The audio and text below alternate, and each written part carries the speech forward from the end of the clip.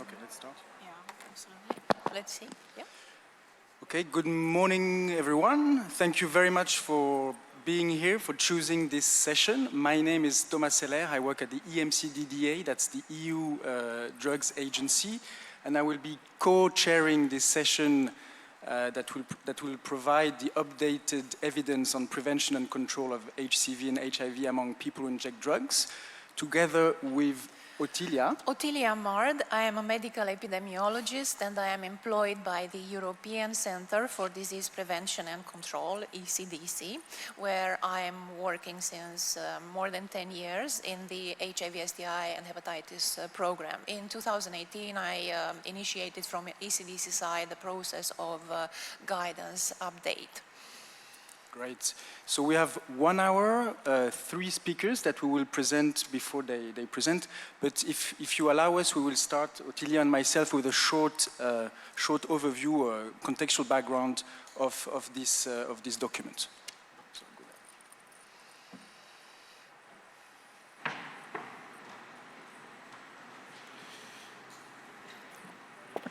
Okay, so I'm waiting for the slides. There you go. And I have the button here. Okay, so we're going to present the updated evidence that will feed into the joint guidance of ECDC and EMCDDA that we aim at publishing early next year. So the previous document, the previous joint guidance, was published in 2011, so that's more than 10 years ago. It was already based on evidence-based approach. It had, importantly, 7 key interventions that you see on the slide. So injection equipment, vaccinations, drug treatment, testing for infectious disease, treatment for infectious disease, health promotion, and targeted delivery of services. It also had, very importantly, or presented or embedded within that guidance principles of service provision, and that included, for example, confidentiality, accessibility, peer involvement, and refraining from moral and ideological judgment. So why did we invest time and resource to update that guidance? Well, first of all, the burden of drug-related infectious disease remains very high among people who inject drugs in the EU. And as I will show you in a few seconds, there are new risks and re-emerging risks that makes this topic very important for us. In parallel, as you know, there's been major advances, of course, in therapies with the AA, but also in testing or diagnostic technologies, and also the way we can provide services like telemedicine, especially after COVID. Some of the key, that we believe are key interventions that were already in the guidance were associated with a relatively low level of evidence. That was the case, for example, for needle exchange provision, and this clearly needed an update. In terms of the political context, all EU member states, as well as Norway, that is part of the EMCDDA, and Turkey, agreed or are committed to reach the Sustainable Development Goals. And as we've seen in the last day or so, people who inject drugs are a key population to reach this objective. Now, a few words maybe on the EPI, so the epidemiology behind the rationale of updating that guidance. We estimated that in 2020, there were more than 500,000 people who injected drugs in the last year in the EU. And while we're seeing relatively stable downward trends in HIV notification linked to injecting drug use, we're still documenting local outbreaks. I mean, Glasgow is one example. Obviously, we've seen the Greek colleagues yesterday presenting the Thessaloniki situation. And many of these outbreaks are linked to stimulant injecting, which is becoming an increasing problem within the EU population. External shocks are also rational behind this, the fragility of the prevention measures, such as the COVID pandemic, but also the war in Ukraine that led to displaced people and are putting extra stress on harm reduction services, some of which are facing financial difficulties. In terms of HCV, looking at ECDC data, we can say that injecting drug use remains the most commonly reported route for new diagnosis. And the burden, as measured as the prevalence of active HCV infection and active HBV infection, is extremely high among PWID, among people who inject drugs in the European Union, despite the effective treatment for HCV and the very effective vaccine against HBV.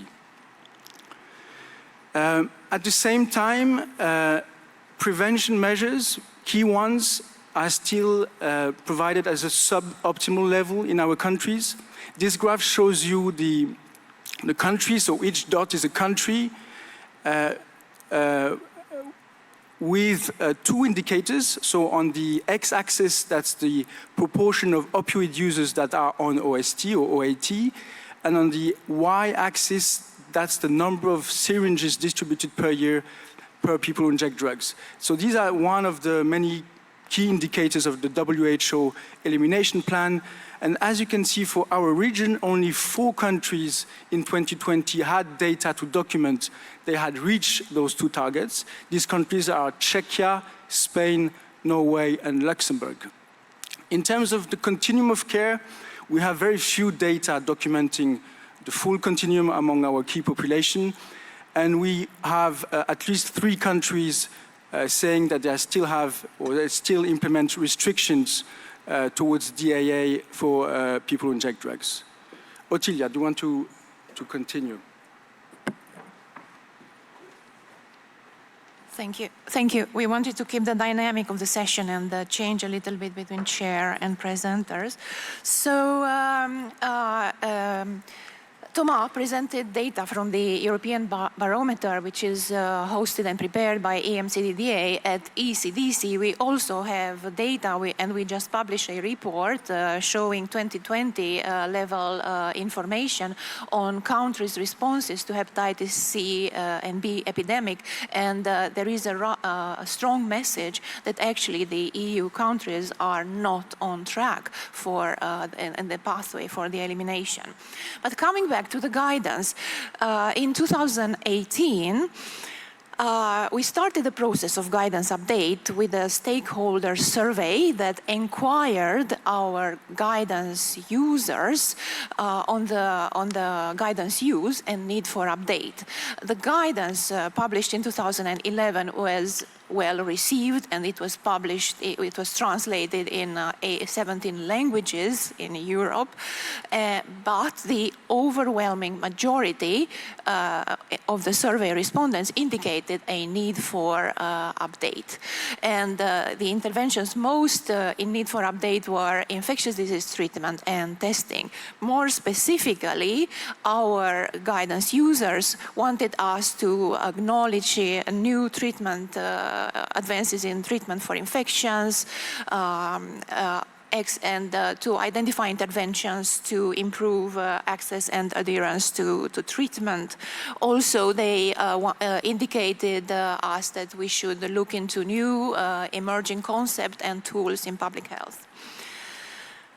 This is in one slide what we did for updating the guidance. We tried to follow the evidence-based approach. The stakeholder survey in 2018 gave us a comprehensive list of topics for the update, and we had to prioritize, and we prioritized this looking into existing evidence, novel evidence, if the new evidence was actually in disagreement with what we published in 2011.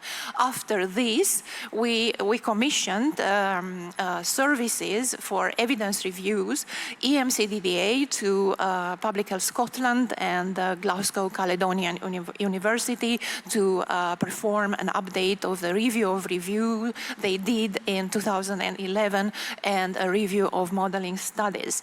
ECDC commissioned the services from our colleagues in the National Institute of Public Health in Austria to look for interventions to improve the cascade of care among people who inject drugs, and to organize a call and collection of models of good practice. We appointed an expert panel that we consulted twice online, and we invited them to critically review the evidence and provide us their considerations and instructions for practice. The expert panel covered experts from a large range of expertise and representations, and they were coming from 18 European countries. Here is what the guidance, the updated guidance will recommend. Here are the major headlines of the key areas of interventions. The two which are in white will not be subject of the discussions today. But for the harm reduction interventions, the injecting equipment and drug treatment and drug consumption rooms, the recommendations are formulated based on the review of reviews updated by the colleagues in Glasgow, and we will have here Nora Palmetier presenting details on what the evidence is saying. Then for the recommendation on testing for infections and the infectious disease testing, we used material from the most recent international guidelines, but what we will have here today presenting, it will be Tanya Schwarz that will tell us what they found on which interventions can actually improve the cascade of care for people who inject drugs. And we will have Lara Gordon from Bristol University that will join us online to indicate the results of the modeling studies review. There are already two major publications by the colleagues in Glasgow and the colleagues in Austria on their findings of the systematic reviews and update of review. And ECDC and EMCDDA, we are preparing a package of technical documents that will be published together with the guidance. And now I'm handing over to you, Thomas.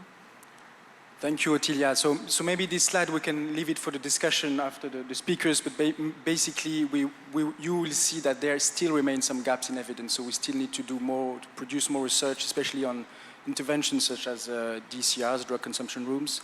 We did not address specific subpopulations within the whole population, the wider population of people who inject drugs. While we covered impact this year, that will be presented by Lara, who is online, we did not go as far as the cost effectiveness of those interventions. So that's very useful for policymakers, and we're aware of that. And effectiveness is one thing. What is also important for our stakeholders in the countries on the field is to demonstrate how these interventions are put into practice in practical terms. And that's also something else that we are documenting that Tanya showed to some extent yesterday in the session on models of good practice. Okay, so now we'll move on to the actual core of the session with the presenters, and I'm really happy to present the first presenter, Nora Palmetier, from the Glasgow Caledonian University. Nora, you're also honorary epidemiologist at Public Health Scotland, and you work on the epidemiology of drug-related infectious disease, but also the evaluation of interventions to prevent their transmission. And you've been leading the package on the effectiveness of some of the key prevention measures that we're trying to assess. Nora, the floor is yours. Thanks very much. Hopefully everybody can hear me all right. So I think Thomas already introduced this title. I probably don't need to read it out, and we'll get into the meat of it soon enough. So as Thomas already said, in 2011, ECDC and EMCDDA generated infectious disease guidance for people who inject drugs, and this was based on a review of evidence that was done at the time. And in fact, this was mainly a review of reviews. So instead of looking at primary studies, it primarily derived from review-level evidence. The interventions looked at were primarily drug treatment, needle and syringe programs, and drug consumption rooms. and it generated 2 technical reports, which are pictured here, which detail the methods and the results of those literature reviews, and these are still available online if anybody is interested in them. So as Otilia said, EMCDDA commissioned us to update the evidence. So that's what I'm going to talk about. So our PICO, the population was obviously people who inject drugs. Quite a number of interventions, so I'll just take you through this. In terms of drug treatment, we were interested in both pharmacological treatment for opioid and stimulant dependence. We also included psychosocial interventions, and we had 3 categories of psychosocial interventions. So the first was information, education, counseling, and skills training, all wrapped up together. This is how reviews tended to group them. Contingency management was a second one, and technology-based psychosocial interventions. Then we've got needle and syringe programs, and obviously in addition to sterile needles and syringes, this included non-needle and syringe drug preparation equipment and low dead space syringes we considered as well. Drug consumption rooms was another intervention we were interested in, and interventions delivered in combination we were also interested in.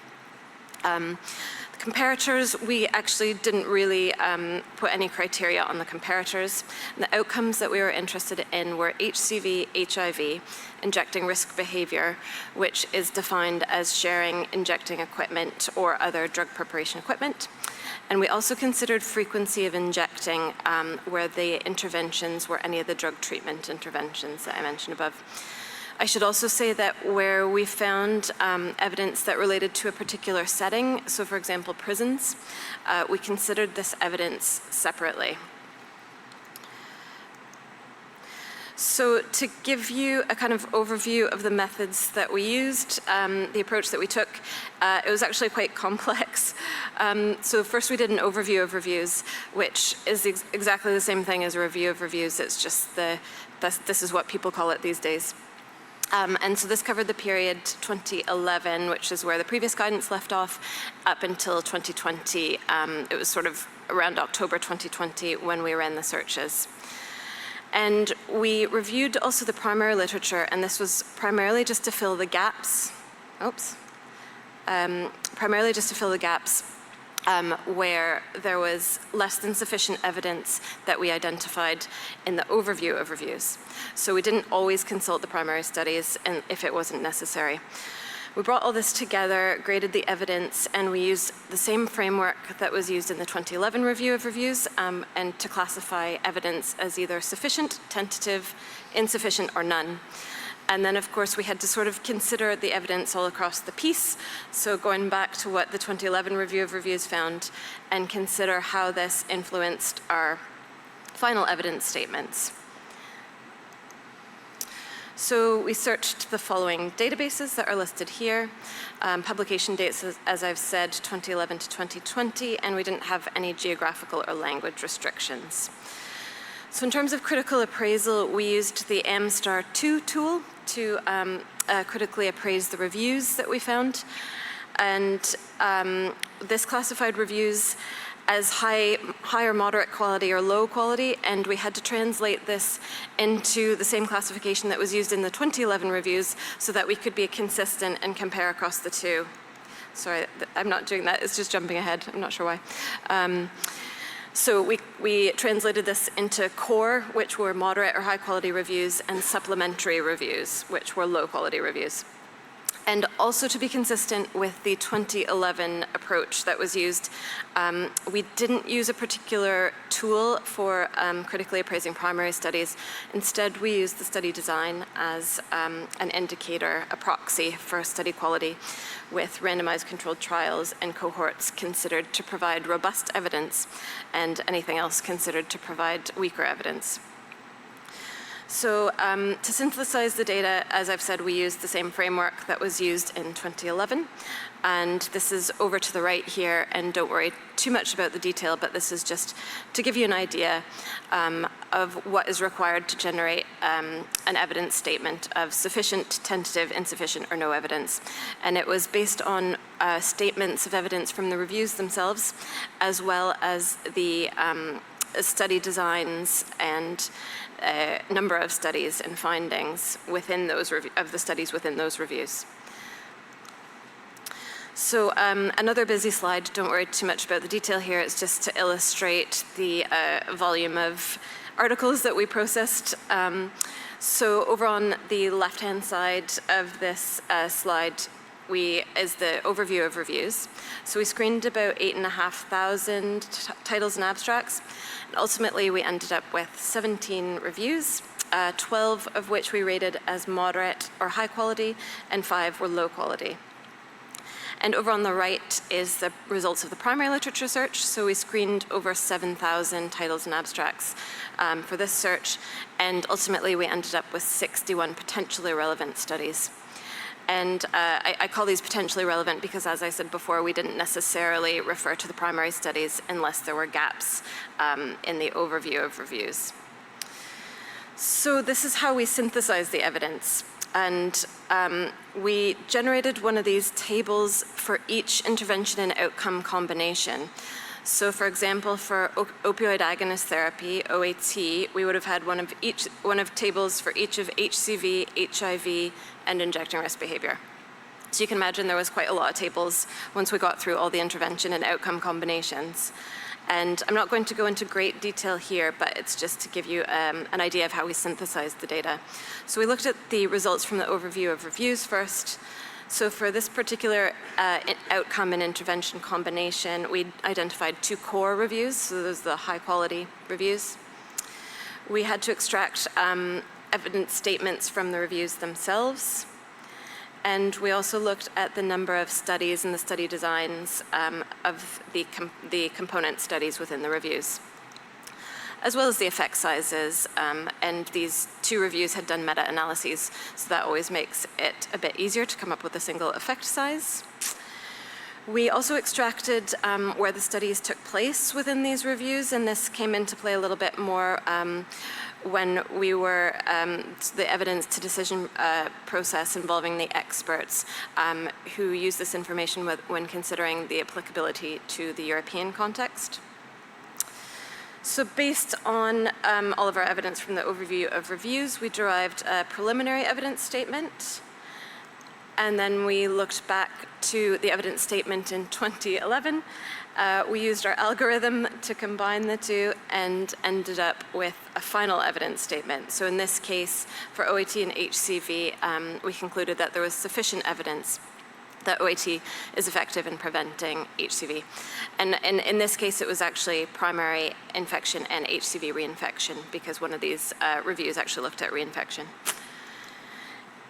So also in this case with OAT and HCV, since we had a sufficient statement of evidence from the overview of reviews, we didn't consult the primary literature. But had that not been the case, we would have done. So I can't go through a table for every intervention and outcome combination. So what I've done here is to try to summarize the evidence statements that arose from the 2011 review of reviews and our final evidence statement that we ended up with in our update. So these are the drug treatment interventions. So I should just say that I've tried to use a sort of traffic light system here to make it a bit easier to digest. So green is sufficient evidence. The sort of orange is tentative evidence, which is the next level down. Yellow is insufficient. Red is no evidence, so no studies or reviews found at all. And then I just indicated the cells in gray was where no statement was made, so the review didn't look at that particular intervention.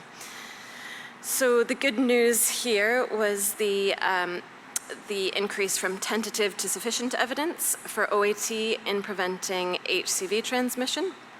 And there was also an increase specifically relating to OAT in prison settings for preventing injecting risk behavior and injecting frequency. But as you can see from the predominance of red on this slide, there was clearly not a lot of evidence for some of the other drug treatment interventions. So in terms of psychosocial interventions, the good news here is an increase from tentative to sufficient with regards to information education, counseling, and skills training in preventing injecting risk behavior. But again, not a lot of evidence with regard to the other outcomes. in interventions. So needle and syringe programs, there were a couple of increases in the evidence base here. So in relation to HCV, went from insufficient to tentative, and for HIV, from tentative to sufficient. There was also an increase specifically related to NSP provided in pharmacy settings for preventing injecting risk behavior, and that went from tentative to sufficient. And we also saw an increase from tentative to sufficient for providing drug preparation equipment, and that was in relation to preventing injecting risk behavior. So in terms of combined interventions, this specifically related to OAT and NSP delivered in combination. These were the only interventions that we found that were delivered in combination. And there was an increase from tentative to sufficient in relation to HCV as an outcome.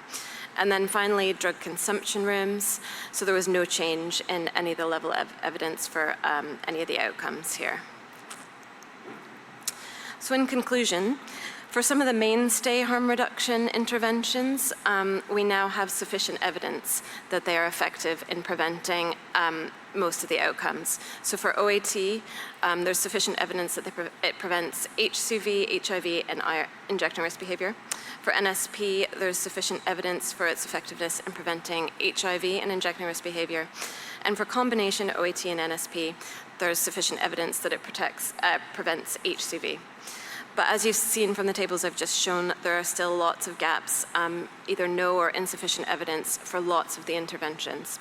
So it is notable that some interventions may have a robust evidence base in relation to outcomes that we didn't look at. So some of these would be, for example, heroin-assisted treatment or DCRs, where the primary purpose of these interventions might not be to prevent bloodborne viruses. So it's important to note that their implementation might be justified on the basis of other evidence that wasn't within scope here. And it's also important to note that absence of evidence doesn't equal evidence of absence. So for a lot of these interventions, they're public health interventions, not clinical interventions. It can be very challenging to design studies that are considered to be robust, that are sufficiently powered to detect changes in bloodborne virus outcomes. So it is recognized that this is challenging and sometimes difficult to achieve the sort of levels of evidence that you would get with clinical interventions. So we recommend that future studies could pool studies, and which might be a more efficient way of gaining power. And also it would help if they would consistently measure exposure or intensity of intervention coverage in a similar way, which would make it easier for the studies to be pooled. And that is all from me. Otilia already mentioned our publication, and this is also by way of an acknowledgement. All the authors here were involved in this piece of work. Thank you. Nora, thank you so much. And thank you for the presentation today, but also for you and your colleagues' work for this collection of evidence. I don't see any questions in the chat. And if there are no burning questions from the audience at this point, then we can proceed with the next speaker, which is joining us from Bristol online. And I am very glad to introduce Laura Gordon. Yeah, not Gordon anymore, but okay. So Laura is a PhD student in infectious disease modeling at University of Bristol. She is developing mathematical models to assess the population level impact of prevention interventions on hepatitis C, HIV, and drug-related death among people who inject drugs. Laura, please, it's your time now. We are happy to hear you. Hello, so I'll be presenting the review of mathematical modelling studies. The review question is, what is the population level impact of OAT, NSP, and the combination with and without DAA treatment for hepatitis C in the prevention of hepatitis C transmission among people who inject drugs from mathematical modelling studies? So the population is people who inject drugs. The interventions are OAT, NSP, and the combination with and without DAA treatment. The comparators are defined by the author. And the outcomes we're looking at are changes in hepatitis C incidence, prevalence, and percentage of cases averted from mathematical modelling studies. Web of Science, PubMed, and Embase researched for the relevant articles on the 3rd of December 2020, according to the PICO criteria listed on the slide previously. There were no language or date restrictions. Studies which focused on countries or regions outside of Europe were excluded. Statistical modelling studies, reviews, and conference abstracts were excluded. In total, 15 studies were accepted for this review. Two methods of data synthesis were used. Firstly, descriptive synthesis, which involves drawing out conclusions from each study involved and comparing those in a qualitative manner to get an overall picture for the effect of each intervention at the population level. Secondly, quantitative synthesis, which uses linear regression analysis to combine results from a large number of intervention scale-up scenarios to gain an understanding into how the impact of each intervention varies as the coverage of the intervention is scaled up. The table shows which method of data synthesis we used for which intervention. Quantitative synthesis could only be used where there was sufficient data. I'll use the terms baseline and comparison scenarios when talking about the coverage scale up. The comparison scenario is defined as the baseline scenario plus a scale up of the intervention coverage. The purpose of the quantitative synthesis is to look at how incidence and prevalence change between a baseline and comparison scenario. So the response or outcome variable we're looking at is the relative reduction in incidence or prevalence at the end of the study period between a baseline and comparison scenario. The diagram on the slide provides an example of this measure. So if the baseline, illustrated in green, predicts that Hep C prevalence will be 40% at the end of the study period, and the comparison scenario predicts that it will be 30%, this corresponds to a 25% reduction. To compare the scale up in coverage between a baseline and comparison scenario, the relative reduction in gap to full coverage is used. For example, consider a baseline coverage of 20% and a comparison coverage of 40%. To work out the relative reduction in the coverage gap, we look at the coverage increase, which is this quantity here, as a percentage of the coverage gap in the baseline scenario, which is this quantity here. So for this example, we consider 20% as a percentage of 80%, giving a 25% reduction in gap to full coverage. I'll now summarize the evidence for each of the interventions we looked at. 3 studies examined the impact of OAT in the community. For each region, a scenario with current levels of coverage of OAT was compared to a scenario with no coverage. In summary, increasing coverage from 0 to 50%, as carried out here, could lead to a 31% decrease in incidence at the end of the study period. However, coverage levels of up to 81%, as analysed in these 2 studies, could lead to a decrease in incidence at the end of the study period of more than 60%, or avert at least 46% of infections. 2 studies were identified as part of the OAT in prison intervention. Both studies report a beneficial impact of prison OAT coverage levels of 50% among the whole population who inject drugs, not just those who are incarcerated. For example, Shatter reports that reducing coverage from 57% to 19% in prison would result in a 56% increase in incidence once a steady state has been reached. Stone reports that removing prison OAT from 57% coverage would result in a 9.3% increase in incidence after 15 years. For the NSP intervention, 7 studies were identified. 3 were eligible for quantitative synthesis. However, one of these had a low grade, which resulted in a poor linear regression model fit and is therefore excluded from the analysis illustrated on the slide. The gradient of the regression line suggests that for every 10% reduction in the NSP coverage gap, there should be a reduction in the incidence at the end of the study period of 9.5%. Further analysis suggests that NSP is likely to have an approximately 1.5 times greater impact on incidence than prevalence. Note that this quantitative evidence is weak due to the small number of data points and the small number of studies which contribute these data points. In terms of descriptive synthesis, all studies report that increasing NSP coverage reduces hepatitis C transmission, but there is uncertainty in the projected impact. Considering some examples, Fraser reports that a potentially large impact of scaling up NSP from 50% coverage to 80%, which could reduce incidence by more than 50% at the end of a 10-year period. However, Sweeney analyses infections averted and suggests that as little as 8% of new Hep C infections in the UK could be averted over 10 years with NSP coverage of at least 30% compared to no coverage. Overall, all of the studies report a beneficial impact of NSP on Hep C transmission at the population level, although predicted impact varies across studies. 9 studies were eligible for the OAT and NSP intervention. 4 studies were eligible for quantitative synthesis. One of these looked at 11 different European countries for various scale-up scenarios, hence the large number of data points illustrated on the graph. The linear model suggests that for every 10% reduction in both the OAT and NSP coverage gaps, there should be a reduction in incidence at the end of the study period of 12%. The data points on this graph are color-coded according to the relative reduction in incidence over the study period in the baseline scenario.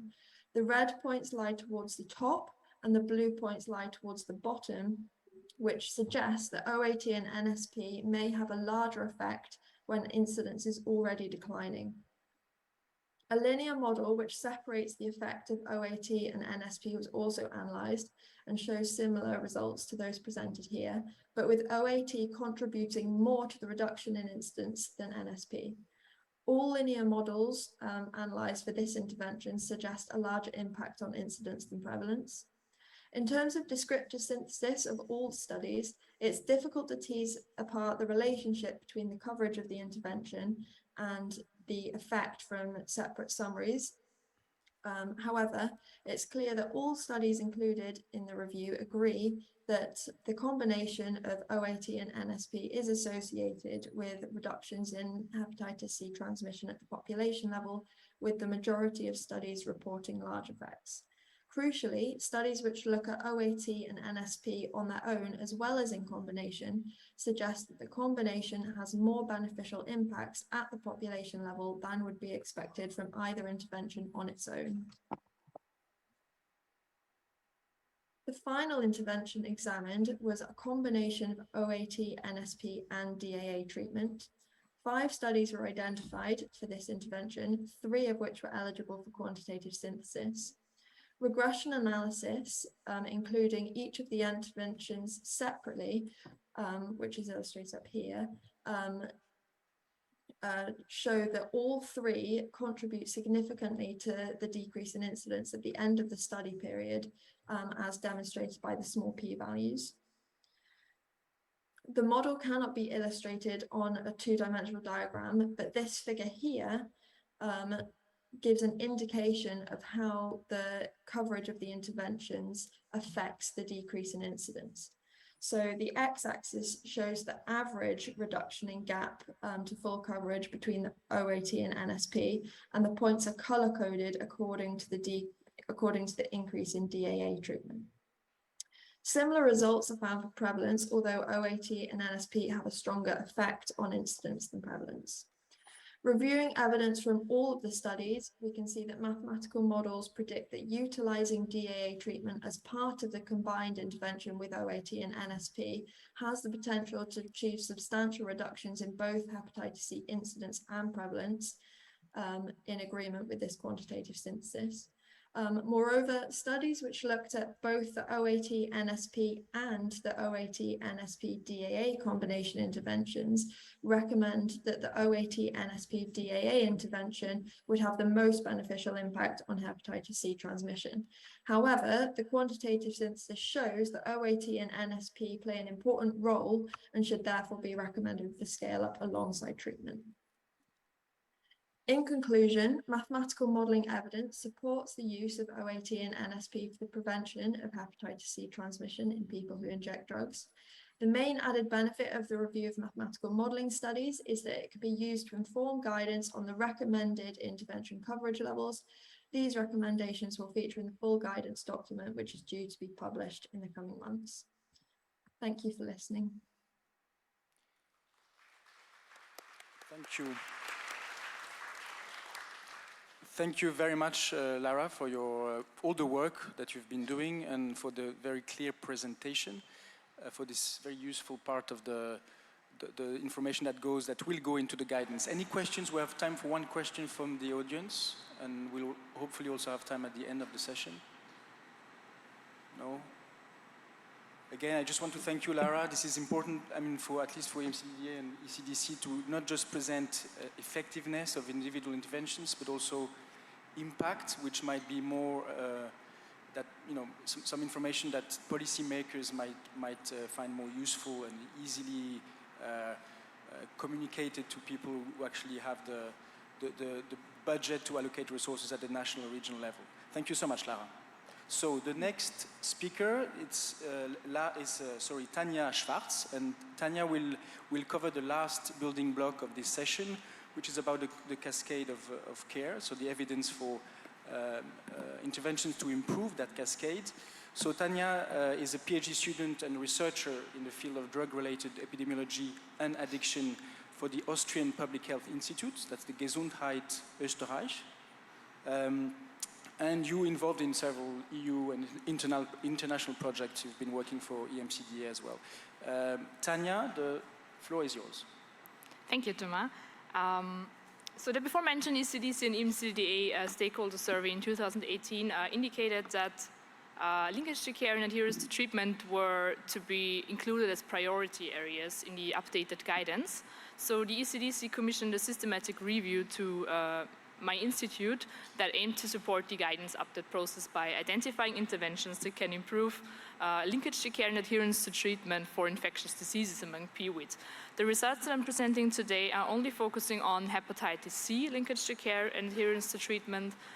The reason for this is that there was a considerably larger body of evidence identified for hepatitis C and not so much for HIV and tuberculosis. So that's why we're focusing on that.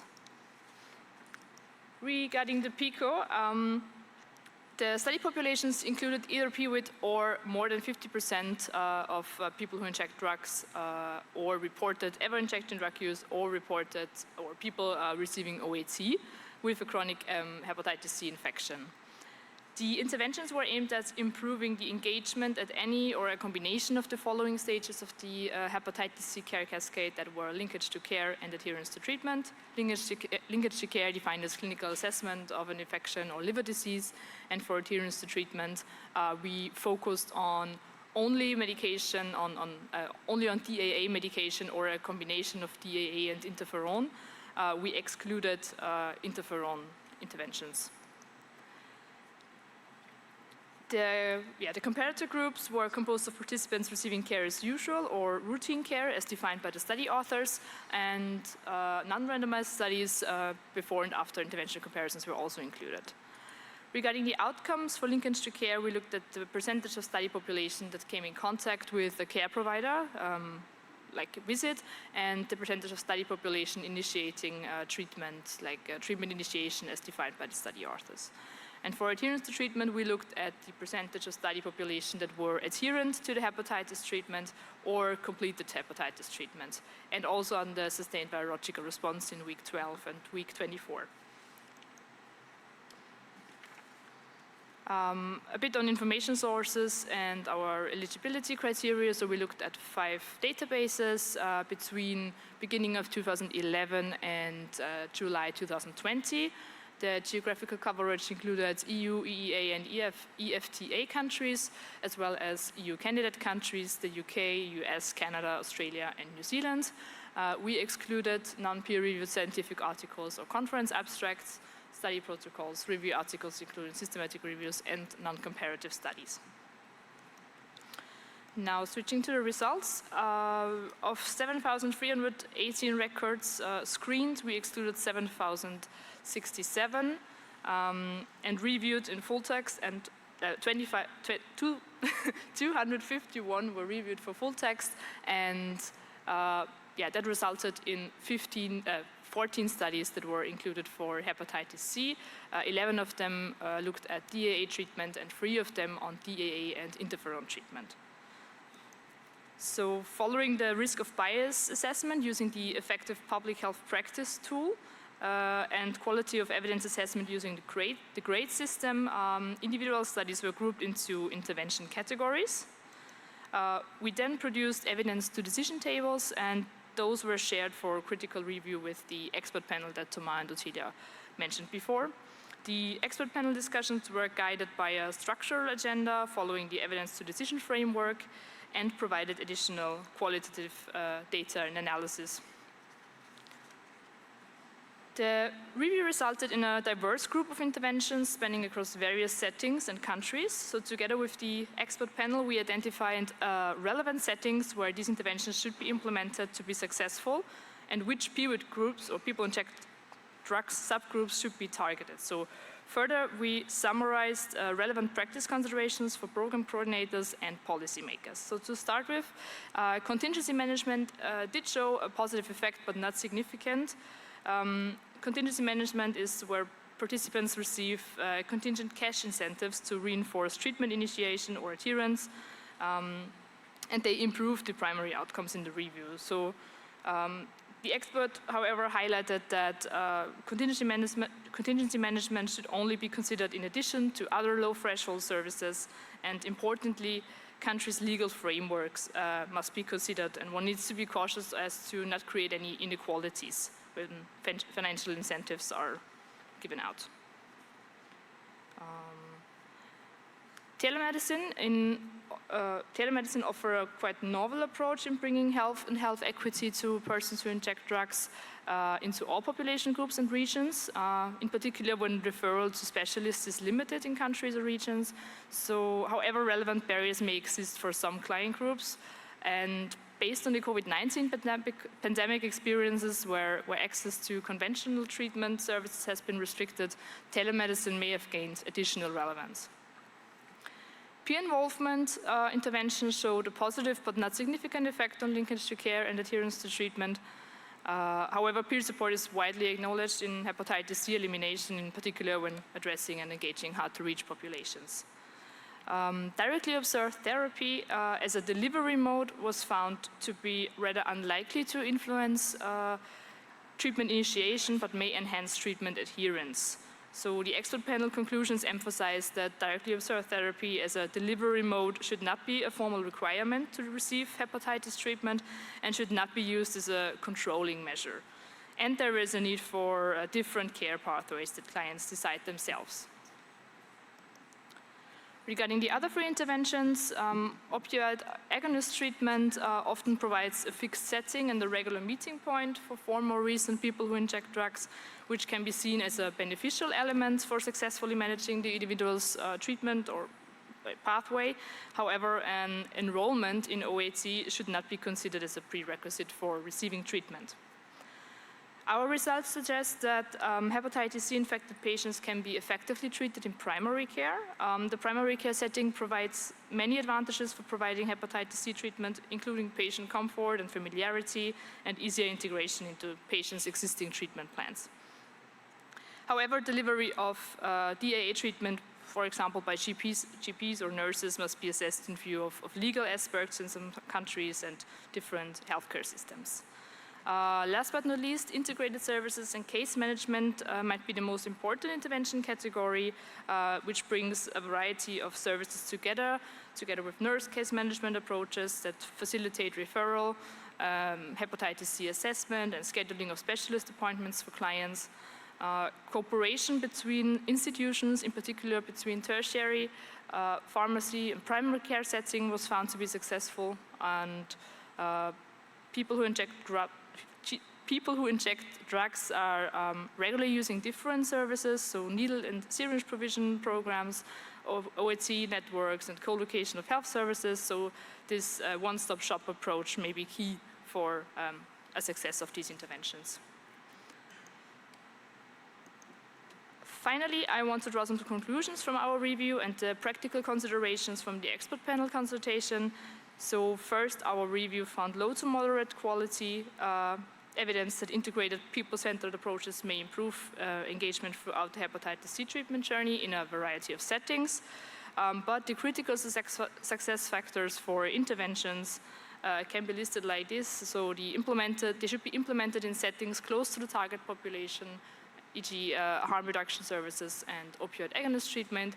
They should receive adequate funding and coverage.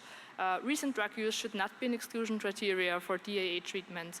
Testing and treatment should always be free of cost, and interventions should be tailored to and integrated in existing national infectious disease treatment strategies. Thank you. Thank you so much, Tanya. I want to thank you and to you and your colleagues for this amount of. Oh, sorry. I think you want to continue, or? Sorry? You want to continue? No. This is the beautiful office where Tanya is based in Vienna. So I'm sorry for jumping in, but I wanted to thank you so much for the work and actually for summarizing two pieces of the work in this conference. I think now we have time for questions. We have at least 2 questions from the app, and we are happy to take your questions. So I think we will start with the questions from the app. And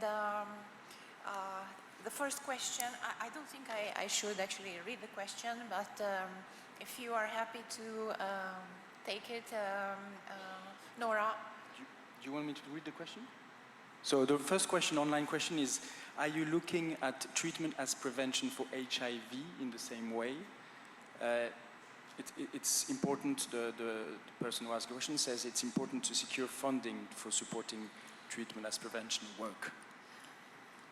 Yeah, so I think this relates primarily to Lara's presentation, which was modeling treatment as prevention in addition to NSP and OAT for HCV. And the short answer to this question is no, we're not looking at it, and that's just down to resources. In an ideal world, we would have had the time to do that, but the mathematical modeling component of this work had to focus in on hepatitis C and also focused in on European studies and not international studies, just primarily due to time and resource constraints. But absolutely, I think this work is important and should be funded. Thank you, Nora. Can I also add a little bit?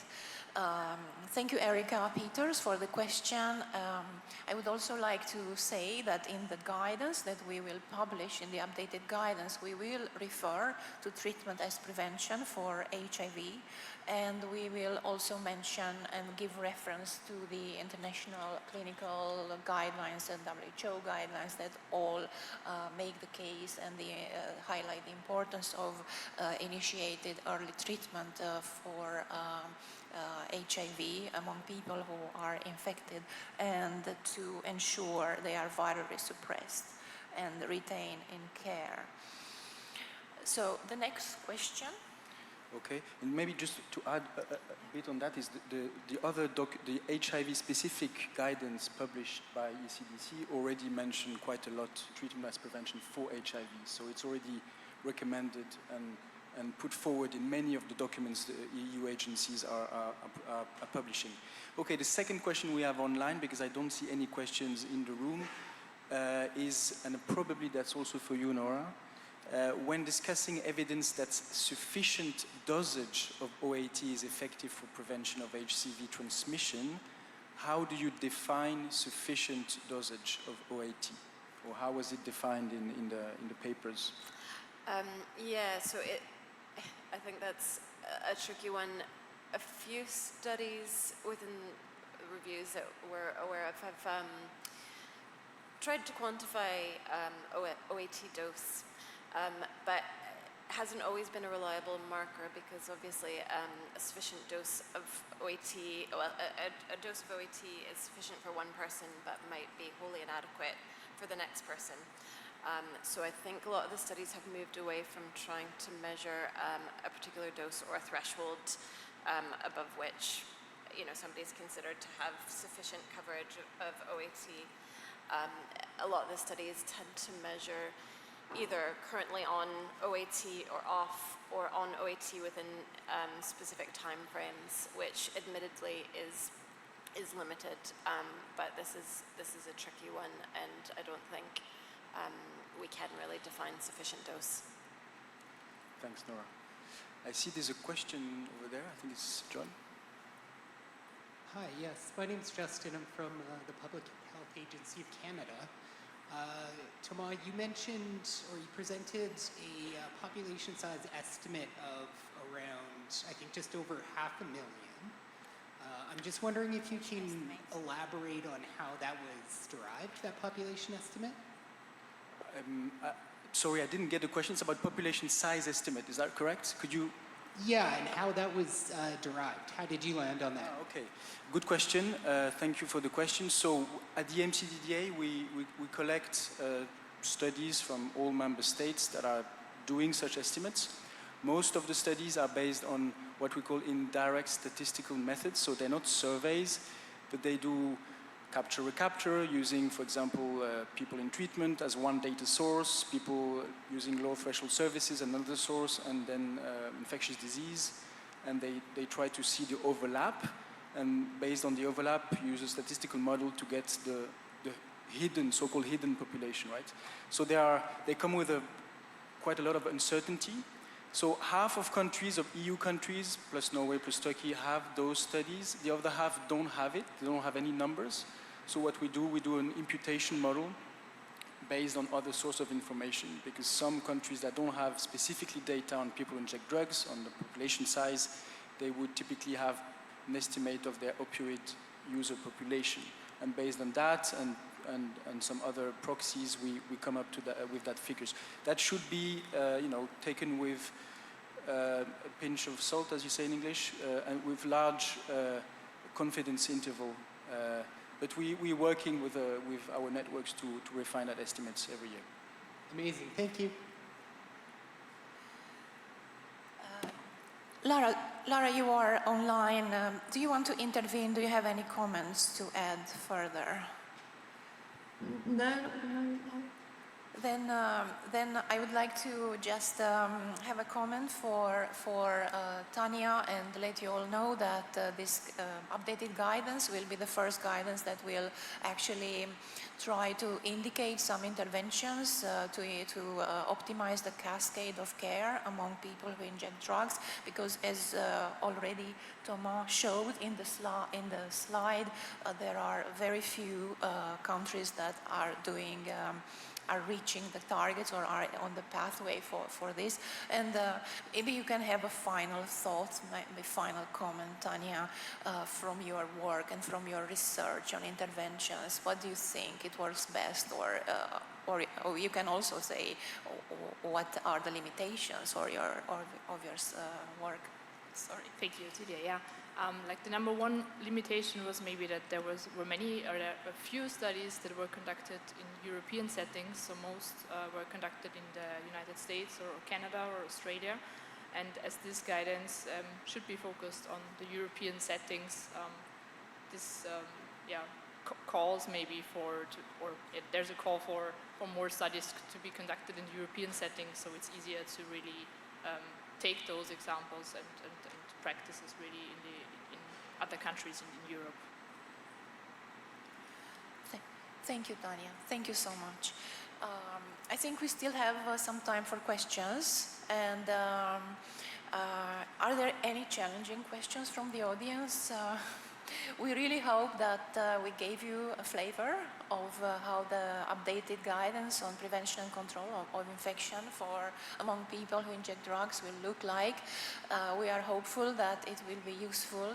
We have new parts, and we also have some parts that remain based on the evidence. And as Nora reflected in her slides, there is consolidated evidence for some interventions. So we know what to do. And we hope that in this guidance the users will also see and find considerations for practice, because many of the studies, much of the evidence has considerable geographical bias. And I think it was very important that we gave the chance for a large and diverse expert panel from European countries to come and tell us their critical review and suggestions for practice. Okay, I see we have 3 more minutes, so there are no more questions from the audience. If I may, can I ask one more question to the speakers, and any of the 3 speakers? It would be about, so we've seen that there are not that many studies, right? So at the end of the day, you end up including very few studies. So what would be, more in terms of study design, what would be your recommendation for researchers and also people who fund research? What would be the best study designs that you would recommend to be able to come up with strong evidence for interventions such as drug consumption rooms or these type of complex interventions that are still lacking out there? Good question. With regard to some of these interventions, it's the challenge that I think people who are designing these studies always face. You can't generally randomize people to receive the intervention or not, because we consider that unethical. So we're in a little bit of a different position to those who undertake clinical trials of medicines, for example.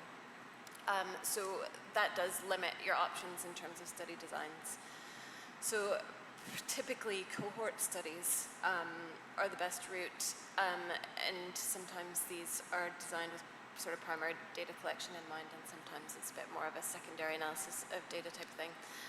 But typically cohort studies that compare a certain level of coverage of the intervention to another level of coverage, so say 100% and greater to less than 100%, or various definitions like that, and I think that's probably what is possible.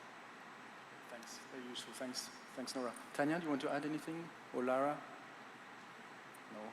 No? Maybe for the mathematical modelling evidence, so that's about study design, but more about clear reporting of results. So lots of modelling studies will cover lots of scale-up scenarios, but those won't always be fully reported.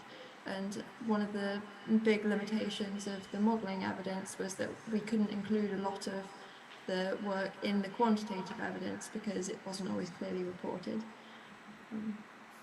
Thanks a lot, Lara. Okay, thank you very much. I think we're reaching the end of this session, so I would like to thank the speakers once again for the great work. Keep an eye on our websites where their publications are advertised, but also in the coming months, keep an eye on our websites for the actual guidance that will come up soon. So thank you very much. I think it's time for lunch. I have a few housekeeping messages. Join us for the Right Here, Right Now strategies to enhance HCV cascade of care. That's at 12:45 in this room, and you can grab lunch in a box and bring it with you. There are still tickets available for the dinner tonight, and you can go to the help desk to buy one if you want.